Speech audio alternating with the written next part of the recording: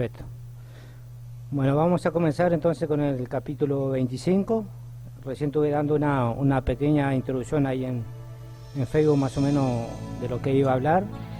Y justamente en el capítulo 25 dice Jehová o el Señor o como le quiera llamar a uno de ustedes. Y ustedes saben que nosotros no juzgamos, no somos quien para juzgarle. Y bueno, dice que el Señor le habló a Moisés, ¿no? Diciendo, di a los hijos de Israel que tomen para mí ofrenda. Bueno, saben que la palabra terumá justamente significa ofrenda y también significa contribuciones y tiene otros significados más. Y dice, de todo varón que diere de su voluntad. Vemos que Yahweh está pidiendo una contribución o una ofrenda voluntaria, no está poniendo cifras ni nada de eso. Y ya está pidiendo, dice, esta es la ofrenda que tomaréis de ellos. Y da unas especificaciones como de oro, de plata, de cobre azul, púrpura, carmesí, lino fino, pelos de cabra. Bueno, y hay varias cosas más que eran todas para el templo. Y le dice justamente, conforme a todo lo que yo te muestre, el diseño del tabernáculo y el diseño de todos los utensilios, así lo haré, dice. Y harás también un arca de madera de acacia, cuya longitud será de 2 codos y medio, y su anchura de codo y medio, y su altura de codo y medio. Y la cubrirás de oro puro por dentro y por fuera, y harás sobre ella una cornisa de oro alrededor. Fundirás 4 anillos de oro que pondrás en sus 4 esquinas, 2 anillos de un lado y 2 anillos al lado de ella. Harás unas varas de madera de acacia y la cubrirás de oro. Bueno, quiero detenerme acá un poquito. Vemos que primeramente Yahweh le dice a Moisés que le pida una ofrenda a los hijos de Israel, al pueblo de Israel. A veces las personas dicen que bueno, que esto es antiguo, que esto no va más, pero a veces tampoco investigan qué quiere decir con esto hoy en día, en qué nos ayuda esto hoy en día. Primeramente está hablando de ofrenda. Sabemos que él pide la ofrenda para construir el tabernáculo, un tabernáculo donde él va a habitar en medio de su pueblo. Eso es lo que está pidiendo, y está pidiendo cómo debe ser el tabernáculo.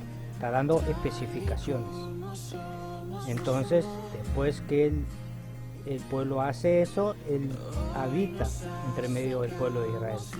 Después vimos cómo él va en el desierto con ellos. Y también, si vamos más adelante, vemos cómo Juan el Bautista le decía justamente a las personas que prepararan justamente el camino del Señor, que se arrepintieran, una palabra muy importante, el arrepentirse, para preparar la venida del Señor. ¿Y qué hizo el Señor? Justamente se vistió de humanidad, vino e hizo tabernáculo entre nosotros. O sea, tabernáculo, o sea, que vivió entre nosotros en ese tiempo. Hoy sabemos que Él se ha ido, y de la manera que se ha ido, Él va a regresar. Pero nos dio la promesa justamente de la Ruach HaKodesh, del Espíritu Santo. Incluso nos dice que Él mismo morará dentro de nosotros. Entonces, hoy en día nosotros somos el tabernáculo viviente del Señor. Nosotros somos ese tabernáculo que Él lo quiere de cierta manera.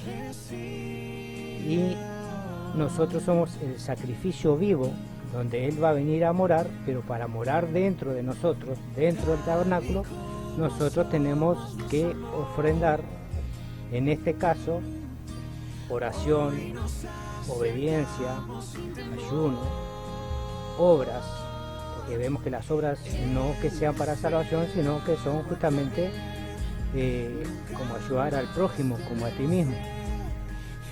Y estos mandamientos que Él nos da, y este nuevo nacimiento en el Mesías, nos prepara justamente el templo para que Él pueda habitar dentro de nosotros.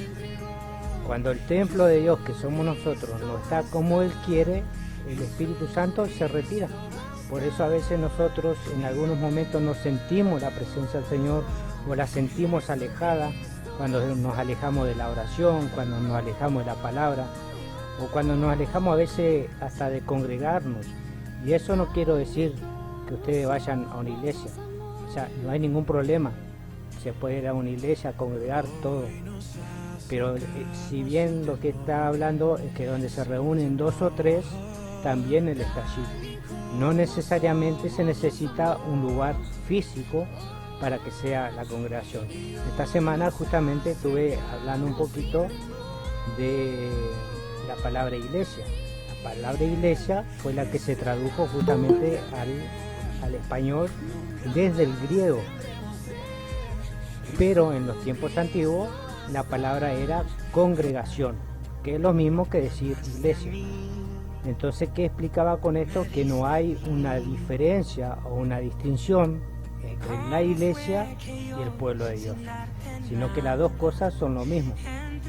Hoy lo llamamos iglesia, los griegos lo llaman eclesía, los judíos lo llaman keilá o sinagoga, y en las definiciones quiere decir congregación, donde se congregan gente con un objetivo, y este objetivo es servirle a Dios, como él decía a Faraón, que deje ir a su pueblo para que lo vaya a adorar al desierto.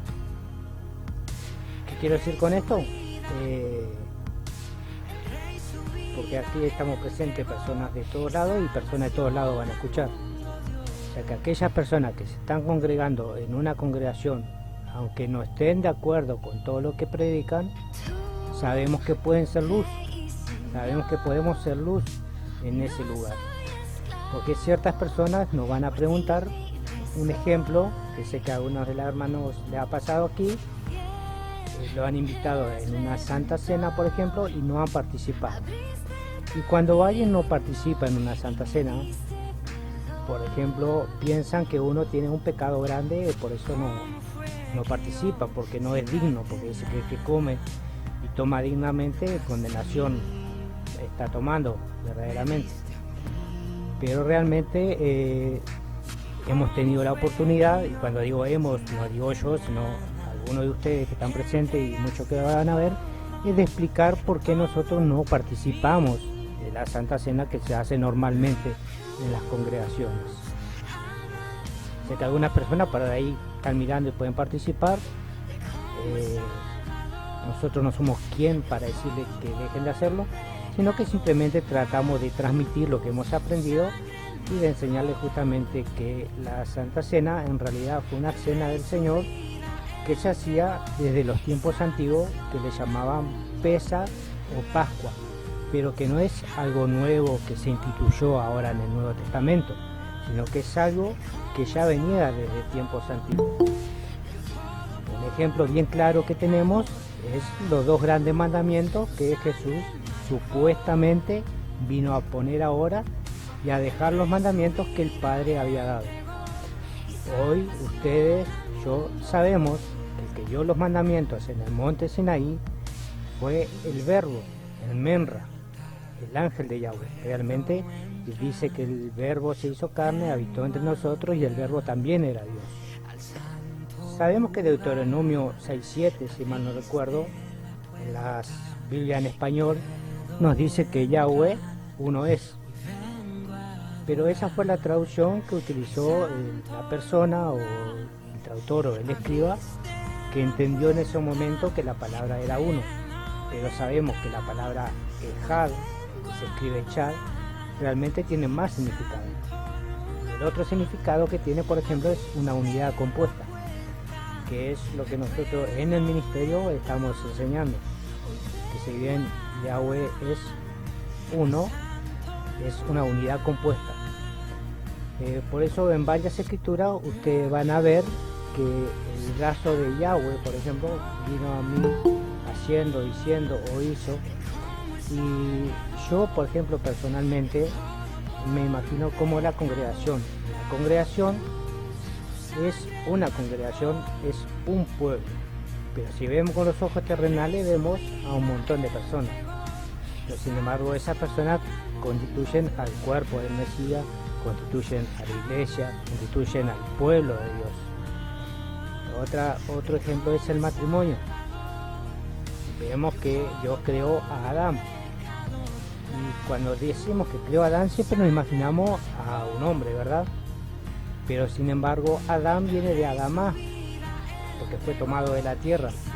Y vemos que él termina la creación y no encuentra una ayuda idónea para Adán. Entonces, como decía el pastor Shin, lo que Dios hace es sacar de dentro de Adán, saca a Eva, saca de la costilla y de ahí forma a la mujer. Por eso justamente en las escrituras también nos da la comprensión que dice que dejará el hombre a su padre y a su madre, se unirá a su mujer y serán los dos una sola carne. Vuelvo de nuevo a repetir, nosotros terrenalmente vemos al esposo y a la esposa. Yahweh ve a uno. Incluso en las congregaciones creo que no entendimos el mensaje cuando Jesús le pidió al Padre antes de irse que fuéramos uno, así como el Padre y Él eran uno. Y hoy estamos repartidos en más de 44.000 congregaciones, con un distinto mensaje, con una distinta enseñanza, una distinta doctrina. Bueno, la escritura dice que cuando no está el rey, cada uno hace lo que le parece. Pero cuando venga el rey debemos tener cuidado porque justamente nos acercaremos a él. Y hablo yo también porque me incluyo, porque no somos dueños de la verdad está plasmada en las escrituras y debemos escudriñarlo, como él dijo, escudriñar en mi palabra de día y de noche, escudriñar en la ley, lo que llamamos intrusión. Entonces, para que cuando él venga, nosotros nos presentemos, seamos las ovejas y no los cabritos, seamos justamente los que él dice que hemos guardado su palabra, que seamos justamente los que nos sean llamados como él lo llamó en un momento, apartados de mí, que lo va a llamar, apartados de mí, hacedores de maldad. Y creo que los que están ya hace algún tiempo con nosotros, o pueden buscarlo en el diccionario Strong, saben que en ese momento se tradujo como maldad, pero que viene desde el griego anomia, que en realidad significa sin ley o sin intrusión. Apartado de mí, ustedes que están sin la intrusión de Dios. A veces por falta de conocimiento, a veces porque piensan que caducó y porque piensan que a veces se anuló todo y hay dos nuevos mandamientos. Anteriormente, en otras enseñanzas, ya le he mostrado con escrituras, como esas dos escrituras que el joven rico le pregunta a Jesús cuál es el más grande y importante mandamiento. Jesús le dice: amarás al Señor tu Dios con todo tu corazón, con toda tu alma, tu mente y tu fuerza. Vemos que esto está reflejado en la ley de Dios, está en la Torá. O sea, ¿de dónde lo sacó Jesús? De su misma palabra. Nosotros a veces vemos la Biblia como letras, pero debemos entender que la palabra es algo vivo, que la palabra es viva y eficaz y penetra hasta los huesos y hasta el tímpano como cuchilla de doble filo. Entonces, cuando nosotros estamos interactuando en la palabra, debemos sacarnos de la mente que es un libro y que es una palabra viva que está actuando en nosotros. Vemos que esa palabra se convirtió luego en Jesús, quien conocemos como Yeshua, y vemos que esa palabra tiene poder. Por eso en los tiempos de Jeremías, cuando encontraron la ley de Dios, cuando estaban dispersos, Esdras, si no me equivoco, pues me puedo equivocar porque a veces uno confunde una situación con otra, dice que predicó la ley de Dios, predicó la Torá, el Pentateuco, y solamente lo leyó y lo explicó y el pueblo lloraba al escuchar la voz de Dios, al escuchar la ley de Dios. Y eso es lo que nos corresponde a nosotros. Nosotros no sabemos cuánta gente podemos llegar a tocar con predicar el Evangelio. Entonces yo le aliento a cada uno de ustedes que está del otro lado, que pueden hablar a veces a los hermanos, que si bien la ofrenda y los diezmos son bíblicos, también la ofrenda es justamente la oración, también es dar tiempo a Dios, dar tiempo a predicar a nuestro prójimo, dedicar nuestro tiempo a buenas obras. Eso también es ofrenda, no es solamente el dinero, que hoy se manipula mucho en las congregaciones, dinero, sino que hay muchas cosas y de muchas maneras podemos ofrendar al Creador. Y eso es lo que lo aliento, y sé que muchos de ustedes ya lo están haciendo en su lugar, en su residencia, en su departamento, en su país. Cada vez que tienen la oportunidad, ustedes están predicando una palabra, o cada vez que le hablan de Jesús, ustedes tienen una palabra, porque Él dice que Moisés, cuando Él lo llamó para sacar el pueblo de Egipto, Moisés con su humildad le dijo que él no sabía ni hablar, pero le dijo a Moisés que no se preocupe, porque él que iba a hablar justa vez a través de Moisés y a través de Aarón. Y así pasa con cada uno de nosotros. Yo me paro en la plaza, veo a las personas a veces, y sinceramente en el momento no sé qué hablar. Llevo algunos fragmentos pronto y la palabra empieza a fluir, y yo tengo la certeza de que es Yahweh, porque yo no pongo palabras mías. Cuando pongo palabras mías son para explicar ciertas cosas para que la gente entienda. Por ejemplo, cuando le hablo de ley, trato de decirle que es la instrucción o la constitución de Dios, que son mandamientos para que nos bendigan, como están escritos justamente en Deuteronomio 28, porque Dios lo que quiere es que seamos bendecidos, porque somos sus hijos. Así como ustedes son padres, así como ustedes son madres, ustedes quieren lo mejor para sus hijos, y así también es Yahweh, nuestro Padre Celestial.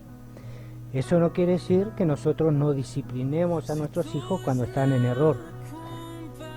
Siempre es mejor disciplinar, corregir un error, para no llegar a un error mayor.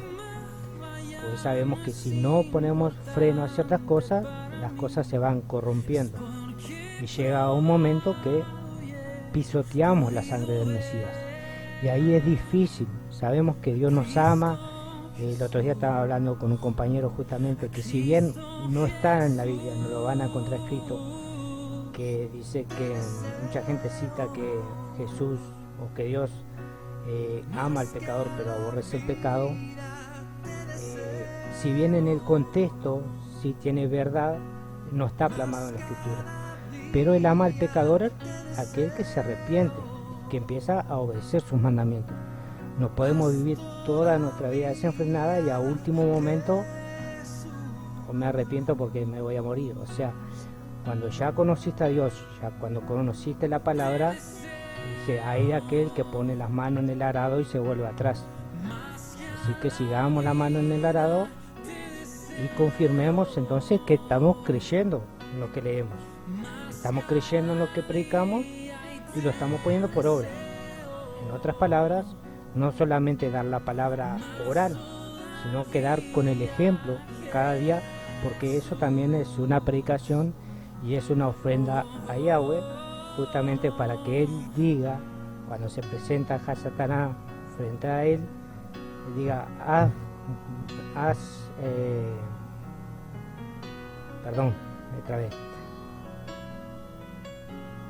¿has visto a mi siervo Job?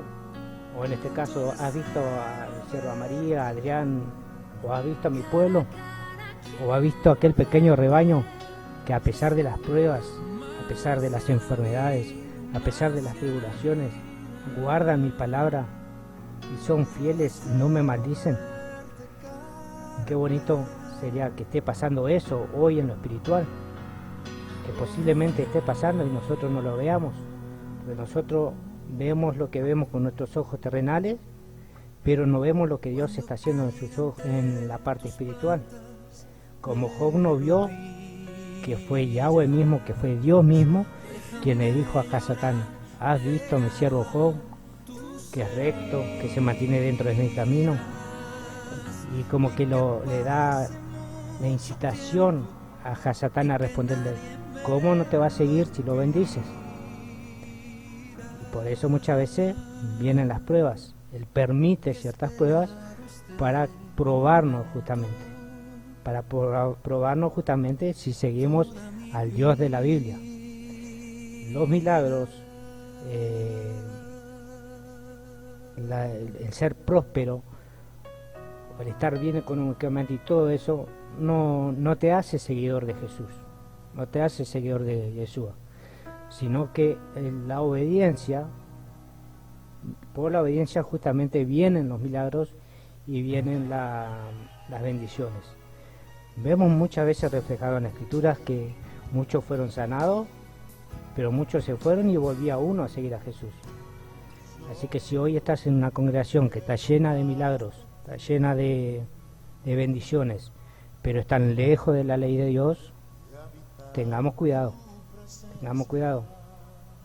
porque a veces estamos siendo probados por el Creador. No podemos decir todo amén. Usted hoy me está escuchando a mí y luego va a escuchar al pastor Facundo. Nosotros creemos que estamos predicando lo correcto porque amamos a Dios, respetamos y somos temerosos de Dios. Eso no quiere decir que como ser humano estemos equivocados. Así que ustedes hagan como los debería, escuchen lo que decimos, busquen la escritura, analicen por ustedes mismos y comprueben que estas cosas son verdaderas. Entonces cuando se presenten ante el Dios Altísimo, Él sabrá que ustedes no dijeron amén a todos, sino que ustedes no fueron perezosos y buscaron por ustedes mismos que esas cosas eran correctas y no siguieron al hombre, o sea, no siguieron a Rubén, no siguieron a Pastor Facundo, no siguieron a Adrián, sino que siguieron a Jesús, al Yeshua que está escrito en su palabra. Ese es el mensaje corto que quería dejar como introducción de la porción. Y bueno, creo que Pastor Facundo ya está ahí, así que le doy la bienvenida a todos los hermanos que están presentes. Y una bendición estar nuevamente en Shabbat reunido, cumpliendo este mandamiento de guardar el Shabbat, porque hoy conocemos que es el séptimo día que Él, desde la creación del mundo, lo ha preparado para cada uno de nosotros. Y asimismo es el reposo, que también significa el milenio, cuando vamos a reposar de todas estas tribulaciones y vamos a tener a nuestro Rey gobernándonos a cada uno de nosotros y a nosotros, como si hicimos las cosas bien, como reyes y sacerdotes, como Él nos ha prometido. Shalom.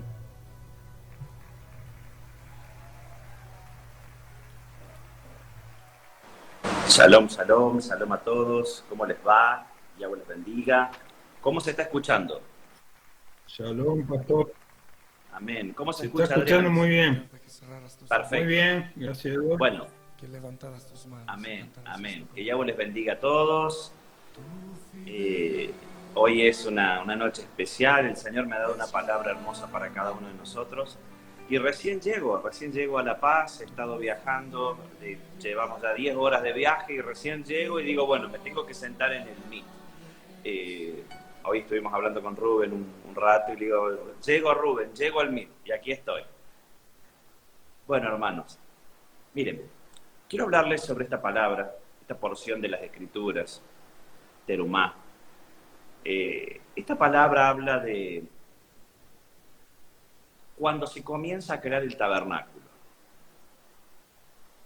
Cuando se comienza a crear el tabernáculo, hay muchos estudios realizados sobre eso, que hablan sobre por qué las cortinas de tal manera, por qué de tal otra manera, por qué la madera que se utilizó, por qué las telas. Pero tenemos que entender algo. Bíblicamente, el tabernáculo se comienza a escribir luego de que Dios se casa con la iglesia. Luego de que Yahweh se casa con la iglesia allí en el monte Sinaí, ¿qué es lo que hay que hacer? Vieron que les dije, siempre les suelo decir, que todo lo que está en la Biblia es una sombra profética de la vida del ser humano mismo. No tendría sentido que leamos la Biblia sin poder nosotros tomar algo para el día a día. No es solo conocimiento, no es solo letra, no es algo que debemos aprender, no es algo que es una revelación que nos deba gustar. Es la vida misma. ¿Y saben qué pasa, hermanos? Cuando nosotros comenzamos a vivir en paralelo nuestra vida con lo que la Biblia dice, comparamos nuestra vida, preparamos nuestra vida con lo que la Biblia dice, nos vamos a encontrar que va a haber muchas bendiciones.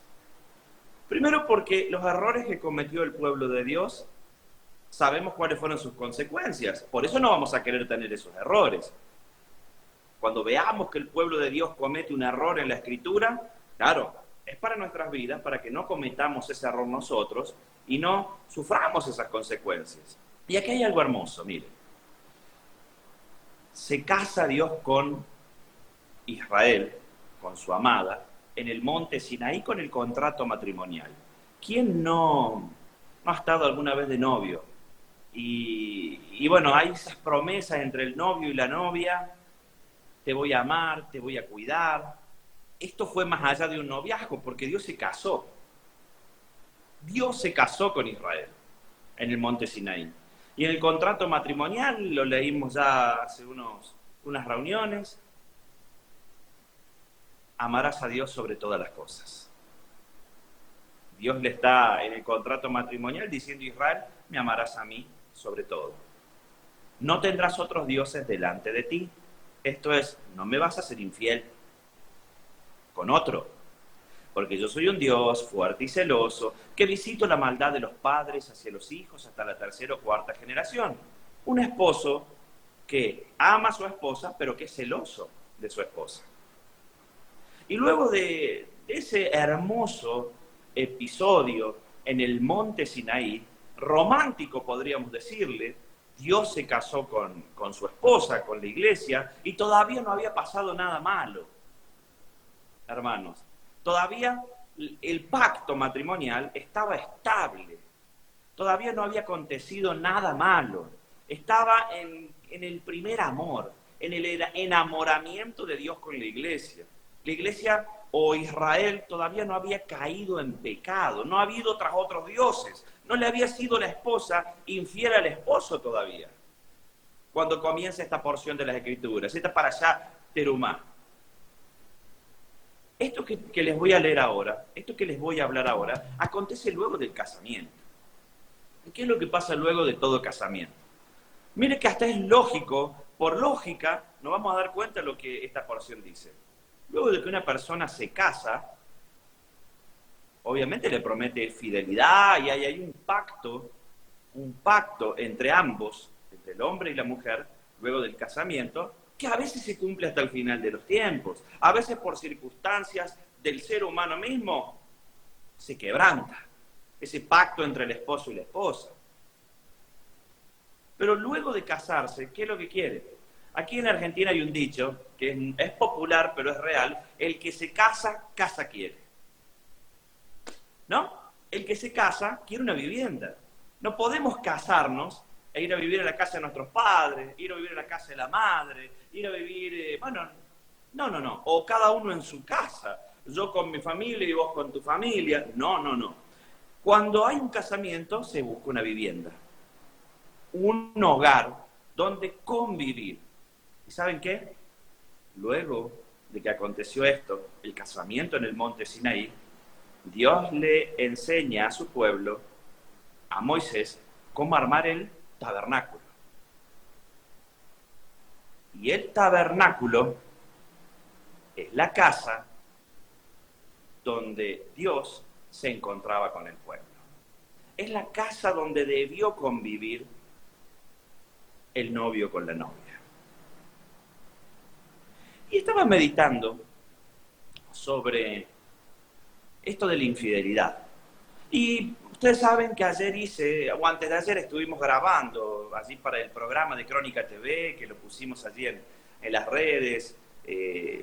La Oficina del Pastor se llama el nuevo programa televisivo que vamos a ver. Y ustedes saben que hablé sobre la infidelidad.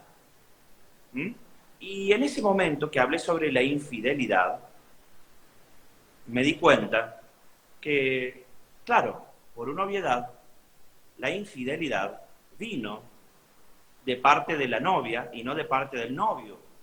La infidelidad vino de parte de la mujer y no del hombre. Y ojo, no es que estoy hablando de las mujeres o de los hombres en este momento, porque nosotros somos la mujer, la iglesia es la mujer.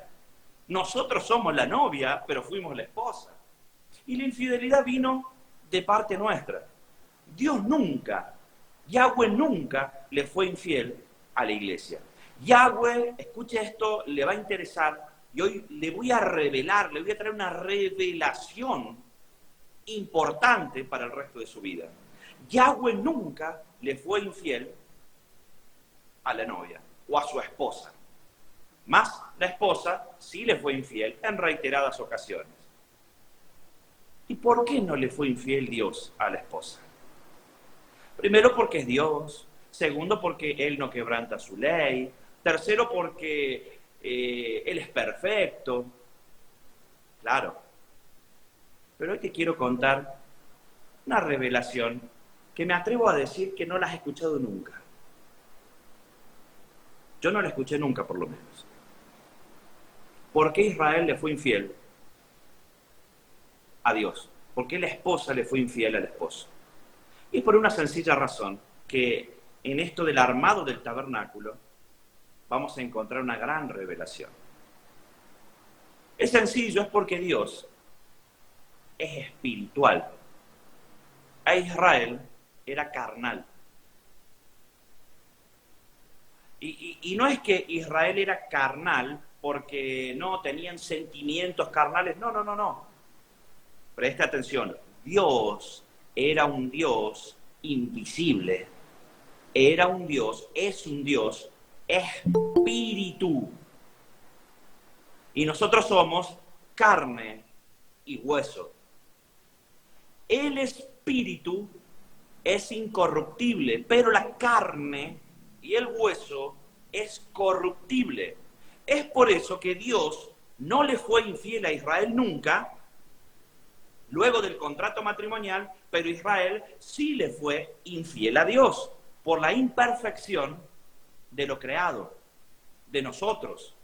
¿Por qué, hermanos? Porque nosotros somos sombras de lo que deberíamos ser. Caminamos hacia la perfección, pero no somos perfectos. El contrato matrimonial entre Dios y la iglesia terminó mal porque lo espiritual se casó con la carne. Y la carne y el espíritu no pueden convivir. Miren que estamos hilvanando algo fino, ¿eh? Estamos entrando en un terreno muy delgado. La carne y el espíritu no pueden convivir juntos. Es por eso que la carne defraudó al espíritu. Es por eso que la iglesia o Israel defraudó a Yahweh. Pero luego de esa promesa, la cual Dios aceptó esa promesa y también Israel aceptó esa promesa, luego de esa promesa van a armar una casa. Una casa donde Dios, que es espiritual, podía descender y manifestarse para interactuar con Israel, que era de carne y hueso. El lugar donde Dios decidió crear o que se ha creado para encontrarse con su amada, era un lugar que unía lo espiritual con lo material. A tal punto que el lugar donde Yahweh se encontraba con su esposa, en el lugar santo, en el lugar santísimo, había una intimidad entre Dios y su esposa. Había una conexión celestial con la carne. Es por eso que el sacerdote que entraba a ese lugar debía estar en santidad, porque si no estaba en santidad, moría allí dentro. Cuentan los eruditos del siglo I, del siglo II, que los sacerdotes cuando entraban al lugar santísimo, entraban con una cuerda atada y campanitas en su vestidura. ¿Por qué? Porque cuando caminaban, se sentían las campanitas y sabían los de fuera que estaba vivo el sacerdote. Pero si las campanitas dejaban de sonar, sabían que había pasado algo y tenían que tirar de esa soga y sacar al sumo sacerdote o al sacerdote muerto. Porque es muy difícil, hermana y hermano, la unión de la carne con el espíritu. Y el contrato matrimonial de Dios con su iglesia, el primer contrato terminó mal porque el espíritu se casó con la carne. Y la carne falló. porque la carne siempre falla. Pero Dios dejó, Yahweh dejó, luego de casarse, en las instrucciones del tabernáculo, cómo debemos hacer para acercarnos a Él. Y es lo que nosotros hacemos todos los días de nuestra vida, o debemos hacer todos los días de nuestra vida, para poder casarnos con Él en las bodas del Cordero. Porque por misericordia hoy somos la novia. Fuimos la esposa. Hubo carta de divorcio. Dios se divorció de nosotros.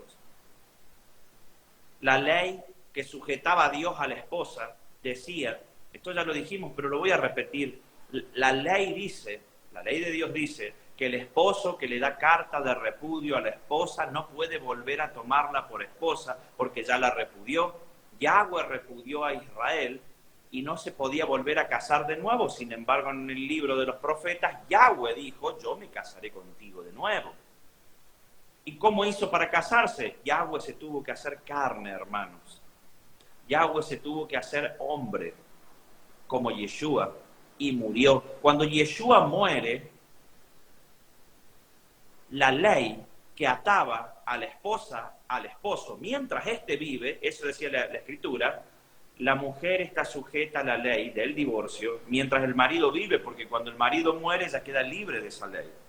Jesús murió, Dios murió y quedó libre la iglesia para volverse a casar. Cuando Yeshua resucita, pasamos a ser la novia. Ahora esa resurrección, ese casamiento que vamos a tener en las bodas del Cordero, es un casamiento que nosotros, los hijos de Dios, debemos llevarlo adelante cumpliendo el contrato matrimonial. No podemos serle infiel a Dios. Así como a nadie le agrada, ni le agradase, ni le agradaría, ni nunca agradará que una esposa sea infiel a un esposo o que un esposo sea infiel a una esposa. De la misma manera, Yahweh no le agrada que nosotros seamos infieles. Y fíjese cómo es la vida misma, que todo lo que está escrito termina repercutiendo en nuestra vida. ¿Saben por qué? Porque la misma Escritura dice que el eterno poder y deidad de Dios, las cosas invisibles de Él, se hacen claramente visibles por medio de las cosas creadas, hermanos. Nosotros somos creados. El matrimonio es un diseño de Dios. Y como el matrimonio es un diseño de Dios, es una sombra profética del matrimonio entre Dios y la iglesia. Si el esposo le es infiel a la esposa o la esposa le es infiel al esposo, va a ir un fracaso rotundo, como fue el fracaso rotundo cuando Dios se casó con Israel en el monte Sinaí. Es exactamente lo mismo. Si queremos tener una vida próspera, de bendición con nuestra familia, aprendamos a vivir, no hagamos lo que está mal en la Biblia y hagamos lo que está bien. Ahora, el que se casa, casa quiere, les dije. Dios se casó con la iglesia, Dios se casó con Israel y el Señor dijo, vamos a hacer una casa. Y allí, les voy a leer, cuando Él comienza a dar las instrucciones para armar el tabernáculo, el Mishkan, lo primero que Dios les manda a hacer, el candelero. Se hizo el arca de testimonio, se creó parte del tabernáculo, pero algo muy importante fue el candelero. Y el candelero, hermanos, tiene mucho que ver en las Escrituras, porque el candelero representa la unión posible entre la carne y el espíritu. Ahora les voy a explicar por qué. El candelero es la unión entre la carne y el espíritu. Mire, dice así, en Éxodo 25:31, harás además un candelero de oro puro, labrado a martillo. Se hará el candelero, su pie, su caña, sus copas, sus manzanas, sus flores, serán de lo mismo. Y saldrán 6 brazos de sus lados, 3 brazos del candelero a un lado y 3 brazos al otro. 3 copas en forma de flor, de almendro de un brazo, y una manzana y una flor, y 3 copas en forma de flor de almendro del otro brazo. Una manzana y una flor, así en los 6 brazos que salen del calderero. En la caña central del candelero, 4 copas en forma de flor de almendro, sus manzanas y sus flores. Habrá una manzana debajo de 2 brazos del mismo, otra manzana debajo de los otros 2 brazos del mismo, y otra manzana debajo de los otros 2 brazos del mismo. Así para los 6 brazos que salen del candelero. Sus manzanas y sus brazos serán de una piedra, todo ello en una pieza labrada a martillo de oro puro. Y le harás 7 lámparas o lamparillas, las cuales encenderás para que alumbren hacia adelante. También sus despabiladeras y sus pábilos de oro puro. De un talento de oro fino lo harás con todos estos utensilios. Mira y hazlo conforme al modelo que te ha sido dado en el monte. Bien. El candelero debía ser puro, de uno de los materiales más puros que hay en la tierra, oro puro. En él había 6 lámparas y una central, 7 lámparas. Estas 7 lámparas debían ser llenas de aceite de primera prensada, de la primera cosecha, de la primera luz que le había dado el sol a la aceituna, al olivo. Debía ser prensado y la primera machacada debía ser filtrada, y ese aceite purísimo era lo que iba allí para encender el candelero, que debía iluminar hacia el frente, hacia adelante. ¿Por qué te estoy diciendo que el candelero representa la unión del espíritu con la carne? Allí por el libro de Apocalipsis, de Revelaciones, Yahweh dice a una de sus iglesias: yo tengo contra ti que te has portado de una manera que no corresponde, y si no te arrepientes voy a quitar el candelero del medio de ti. Esto a nosotros nos dice que el candelero es algo malo, porque una de las iglesias de Apocalipsis se iba a ir a condenación porque le iban a quitar el candelero del medio de esa. Ahora, ¿qué es el candelero? ¿Por qué te digo que el candelero es la unión de lo espiritual con lo carnal? En el libro de Isaías,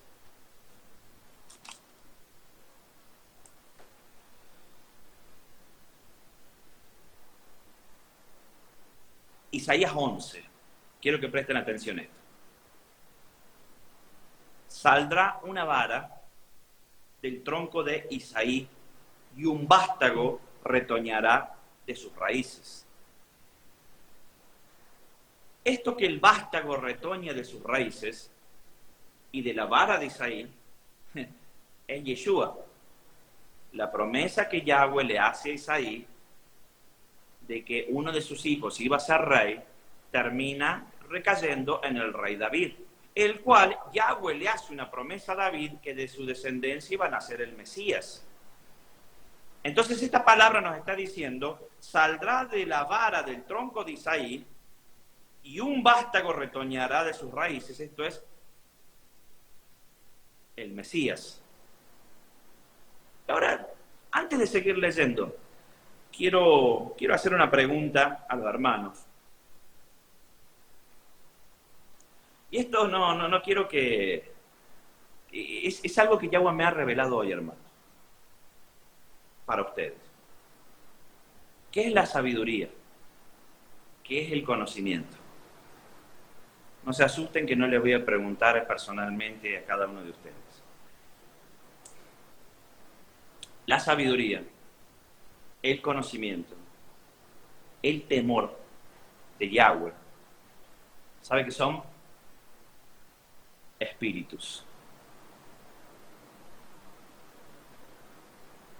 La sabiduría es un espíritu, como el Espíritu de Dios. El temor de Yahweh es un espíritu. El conocimiento es un espíritu. Porque la Escritura dice esto, miren. Saldrá una vara del tronco de Isaí y un vástago retoñará de sus raíces y reposará sobre él, sobre el Mesías, el espíritu de Yahweh, espíritu de sabiduría y de inteligencia, espíritu de consejo y de poder, espíritu de conocimiento y de temor de Yahweh. Esos son los 7 espíritus de Dios. El candelero, que era de oro puro, que era encendido con el aceite purísimo, representa los 7 espíritus de Dios. Y Yeshua, Jesús, nació descendiente de Isaí como carne y hueso, y sobre él reposaron los 7 espíritus de Dios. ¿Qué te quiero decir con esto? Que es posible que los 7 espíritus de Dios reposen sobre carne, y es posible que en algún punto la carne se case con el espíritu o se una con el espíritu. Ahora, yendo más profundo, el Mishkan, el tabernáculo, era la vivienda donde Dios quería vivir con su esposa, donde Yahweh quería vivir con su esposa. Y en una vivienda, los esposos comparten. En una vivienda, los esposos tienen familia. La relación de intimidad en el matrimonio, la intimidad entre el hombre y la mujer privada en el matrimonio, es una sombra profética de la intimidad de Dios con la iglesia. Es una sombra. Es por eso que Dios aborrece tanto, pero tanto, la infidelidad. Porque es cuando el hombre y la mujer son infieles y tienen intimidad con otras personas, se quebranta algo tremendo. Porque es lo mismo que el pueblo de Dios hizo cuando quebrantó esa intimidad con Dios y fue tras otros dioses. Tuvo intimidad con otros dioses el pueblo de Dios. Y para evitar eso, en un hogar tiene que haber un candelero. El lugar donde se une la carne con el espíritu. Porque si Dios no falló porque es espíritu, es espiritual, y la iglesia falló por ser carnal, lo único que los puede unir es Yeshua y lo que reposa en Yeshua. Creemos en Jesús, creemos en Yeshua, que nos trae salvación del alma, y por medio de Él, escuche esto, por medio de Él podemos llegar al Padre. Nadie va al Padre si no es por el Hijo. Por medio de Yeshua, que representa el candelero, nosotros podemos llegar al Padre y casarnos con Él. Ahora, hermanos, el candelero debía iluminar hacia adelante. Porque el candelero debe iluminar nuestros pies. Porque dice la palabra, lumbrera eres a mis pies. Ahora, ¿por qué el candelero ilumina hacia adelante? Porque los 7 espíritus de Dios deben iluminar todo en la relación de Dios con el creyente. Si no funcionan esos candeleros, porque si esos candeleros se apagaban, imagínense, si ese candelero no funciona en el hogar o en tu vida, ¿hacia dónde estás yendo? Porque hay inteligencia carnal, hay sabiduría de este mundo. Claro que la hay. Hay temor de este mundo. Hay inteligencia de este mundo. Hay consejo de este mundo. Hay poder que es de este mundo. Pero ese no te va a llevar a ningún lado. Solo lo espiritual de Dios te va a llevar lejos. Espíritu de Yahweh, lo primero. El espíritu de Yahweh es lo que Yeshua hizo dejó aquí en la tierra cuando Él se fue a los cielos. Dice la Escritura que Él les dijo, yo me voy, pero a ustedes les conviene porque les voy a dejar al Espíritu de Dios. Y por allí el apóstol menciona al Espíritu de Dios, con un término de jurisprudencia, que son las arras del Espíritu. La palabra arras es una seña de algo más grande que viene. Esto quiere decir que Yeshua nos dejó el Espíritu de Dios como un anillo de compromiso. ¿Vio en los casamientos que el novio le pone un anillo de compromiso a la novia como diciendo, bueno, te dejo, esto te lo pongo para que es un compromiso de que nos vamos a casar? Bueno, Jesús dejó el Espíritu Santo aquí en la tierra como un compromiso de que nos vamos a casar. O sea que lo primero es el Espíritu de Dios en nuestras vidas. Pero fíjese lo que dice: espíritu de sabiduría, espíritu de inteligencia, espíritu de consejo, espíritu de poder, espíritu de conocimiento, espíritu de temor de Yahweh. No es lo mismo el espíritu de consejo que el consejo. Porque aconsejar te puede aconsejar cualquier persona, pero si el consejo no viene por parte del Espíritu de Dios o del Espíritu del consejo de Yahweh, vas a cometer un error. Por allí en el programa que grabé sobre la infidelidad y segundas oportunidades, hablé sobre cuándo dan una segunda oportunidad en los casos de infidelidad.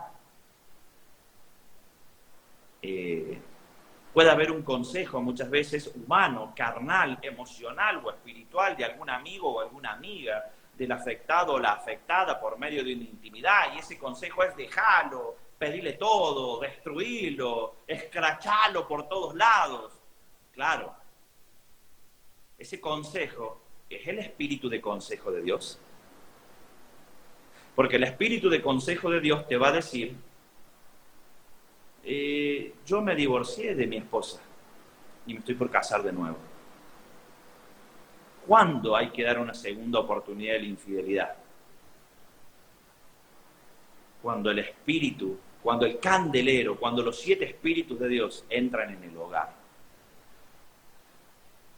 No tiene sentido que una esposa o un esposo sean infiel 1, 2, 3, 4, 5 veces, porque allí hay carnalidad y la carne nunca convive con el espíritu. Pero sí, puede haber segundas oportunidades cuando morimos a este mundo, porque dice que cuando Yeshua murió, nosotros morimos juntamente con Él. Entonces, morir a este mundo es vivir al Espíritu. Y esta palabra que hoy les doy, hermanos, es un consejo para que vivamos sabiamente. Acudamos al Espíritu o a los 7 espíritus de Dios. Porque cuando los espíritus de Dios iluminan nuestro camino, podemos tener esa relación con Dios. Cuando los espíritus de Dios iluminan nuestro futuro, porque iluminan hacia adelante, no hacia atrás, no iluminan tu pasado. ¿Sabes por qué no iluminan el pasado, el candelero? Porque el pasado no se puede cambiar, pero el futuro sí. Cuando uno acude al Mesías, muere con Cristo, los 7 espíritus de Dios nos pueden traer un futuro hermoso para adelante. El mejor futuro que podemos imaginarnos. ¿Y de qué manera? Entregándonos a Él, hermanos. Tomando consejo y decisión sabia. No es lo mismo un consejo que un espíritu de consejo. No es lo mismo la inteligencia humana que el espíritu de inteligencia. Porque la inteligencia humana quizás te puede llevar a crear cosas que no son de Dios. La inteligencia humana te puede llevar a hacer cosas como mal utilizar la naturaleza, por ejemplo, para producir drogas. Y yo creo que ha tenido inteligencia la persona que tomó de una planta, la procesó y creó una droga, pero no una inteligencia, no ha tenido espíritu de inteligencia, sino que ha tenido una inteligencia carnal para hacer daño, una inteligencia de este mundo. Por allí hay casos a nivel mundial en que Muchos ladrones han robado bancos, se han hecho famosos ladrones de bancos que nunca los descubrieron. Yo creo que ha habido inteligencia ahí. Claro, ha sido gente inteligente que no la han podido descubrir. Pero allí no ha estado el espíritu de inteligencia de Dios. Allí ha habido una inteligencia carnal y humana que no lleva a ninguna bendición. Es por eso que cada vez que tomemos una decisión o pensemos en algo, debemos hacerlo por medio del filtro de los 7 espíritus de Dios. Espíritu de poder. Yo sobre el espíritu de poder tengo una teoría. Y tengo una teoría sobre una sombra profética demoníaca del reinado milenial del Mesías. Los países en el mundo que tienen dictadores que oprimen a las naciones, los esclavizan, los oprimen, los empobrecen, y son dictadores, o sea, no hay democracia, no hay Suprema Corte de Justicia, no hay nada, no hay legislatura, no hay nada. Oprimen al pueblo, es una sombra demoníaca de poder del reinado milenial del Mesías, que es una sombra espiritual de poder. ¿Saben por qué? Porque cuando Yeshua venga, se acabó la democracia. Usted no crea que Yeshua va a venir a un mundo democrático o a imponer una nación democrática. Cuando Yeshua venga, va a ser teocrático el gobierno, lineal, dirigido por una sola persona. Y lo que esa sola persona diga, eso se tiene que hacer o va a haber consecuencias. Y ese es Yeshua. Y podemos decir, ¿Yeshua va a ser un dictador? No, porque él va a gobernar con espíritu de poder, pero no con poder demoníaco de esta tierra. Porque cuando él venga, va a ser para arreglar todas las cosas. Y hay muchos cristianos dando vuelta por allí, creyendo que Yeshua va a venir como cuando vino en su primera venida, el Mesías sufriente. No, que venga Jesús, porque, mira, Señor, primero, cuando Jesús venga no viene a perdonar ningún pecado, Cuando Jesús venga se acabó la era de la gracia, porque dice su palabra que en su segunda venida Él va a venir a gobernar con vara de hierro. Lo peor que le puede pasar a un cristiano tibio es que venga Yeshua, porque puede perder la salvación de su alma, porque cuando venga Yeshua ya no va a haber tiempo de arrepentirse de nada, porque Él se va a manifestar. El que esté en pecado, o el mundano, o el corrupto, no se va a poder arrepentir y no va a ser transformado, porque Él viene a gobernar con vara de hierro. Él no viene a perdonar tus pecados. La época de la gracia es hasta la segunda venida de Cristo. Luego se acabó. Nadie puede ser perdonado luego de que Él venga a juzgar a las naciones con vara de hierro. Ahora, poder de Dios, poder espiritual o poder de... Fíjese que muchas veces nos dejamos llevar, los seres humanos, por alguno de estos espíritus, y ahora entiende usted, hermano y hermana, que estos espíritus que estamos mencionando, la sabiduría, la inteligencia, son espíritus. ¿Entiende eso? Son espíritus. La sabiduría, la inteligencia, el consejo, el poder, el conocimiento y el temor de Yahweh. Son espíritus. El conocimiento. ¿De qué sirve el conocimiento sin el espíritu? La misma palabra lo dice. La letra mata y el espíritu vivifica. Esto quiere decir que si tenemos letra y somos carnales, si conocemos la Biblia y somos carnales, tenemos conocimiento carnal de este mundo. Pero si conocemos la Escritura y somos espirituales, la letra mata, pero el espíritu vivifica. Tenemos que acudir al espíritu de conocimiento y no al conocimiento. de este mundo.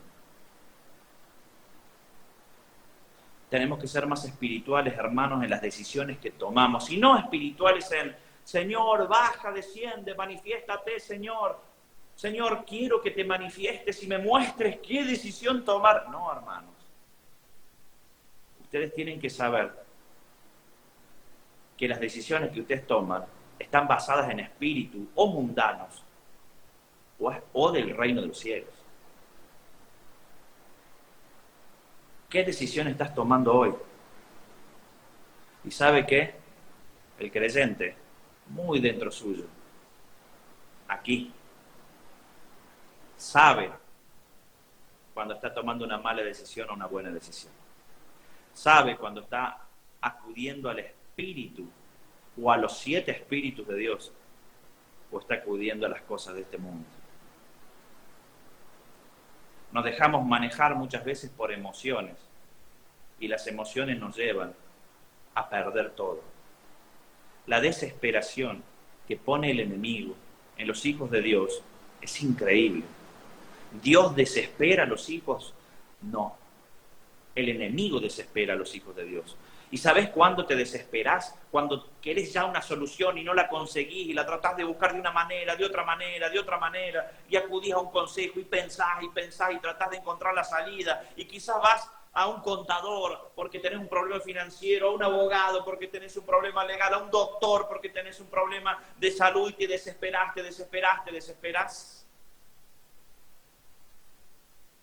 Y ellos te dan consejos del mundo.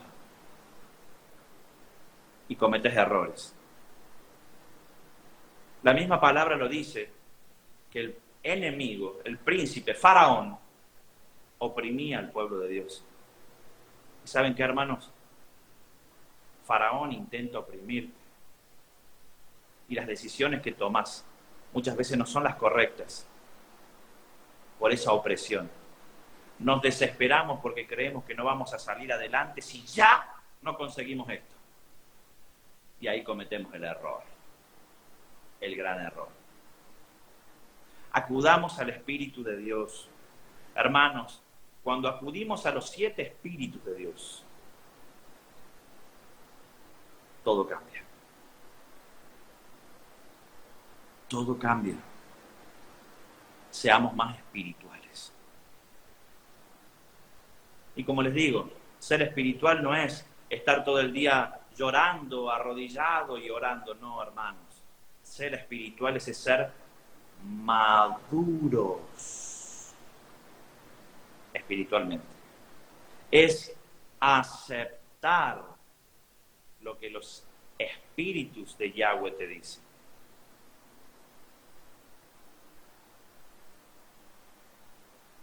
Cuando aceptamos lo que Dios quiere, la carne quizás se resiente, pero es lo que necesitamos. ¿Y saben qué? Luego de casarse con la iglesia, Dios hizo el tabernáculo con los 7 candeleros allí delante, con el candelero, con los 7 espíritus. Y es lo que necesitas vos cada vez que querés acercarte a Dios. Porque solo por medio de esos espíritus vas a poder intimar con el Padre. Solo por medio de esos espíritus.